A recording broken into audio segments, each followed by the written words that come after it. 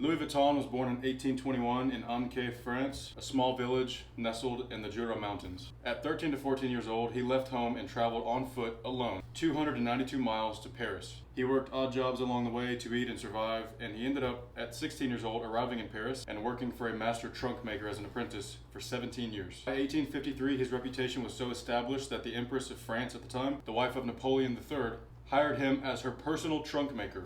In 1854, he opened his own shop. He looked at a world shifting from stagecoach travel to trains and ocean liners and redesigned the trunk entirely. Traditional trunks were made with rounded domed lids to shed water during stagecoach travel. He reinvented them to be flat and made of lightweight waterproof canvas that he invented himself so that they could be lighter and stackable. He was an innovator. He was solving problems that no one else at the time could see. We're going to skip over a lot of the history of the company of Louis Vuitton, simply for the sake of brevity of this video. I will say that the Nazi-aligned period of history of this company has been well documented and also well brushed over by the company's official website. In 1987, Louis Vuitton merges with Moet, Tennessee to form LVMH.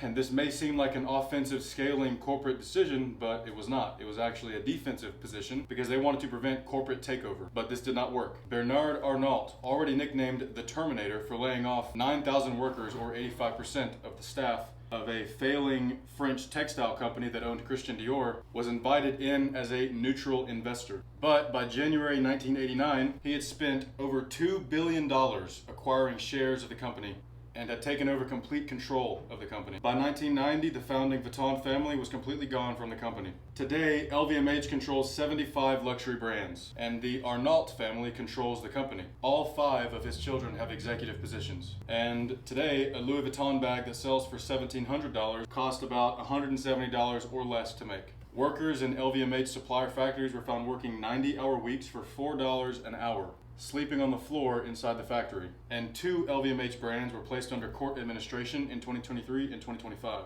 for labor abuse. The Made in France label that you're purchasing when you buy a Louis Vuitton bag can legally be built on a bag produced in China, so long as the final buckle is assembled in France. Louis Vuitton did not become a luxury brand. He was a craftsman. The luxury came from the craft. Somewhere along the way, luxury stopped being about the craft and it started being about the logo. The moment that it entered the stock market, the craft became the prop. A story used to sell you the price tag, not a reality lived out in a workshop. While they're stamping made in France on bags made in Chinese factories, I'm in my shop in Tennessee making every bag by hand. And that's not a marketing line. That's really what I do every single day. One maker, one shop, one wait list, because demand outpaces what one man can honestly produce. That is what Disciple Designed is, and that is what Louis Vuitton used to be.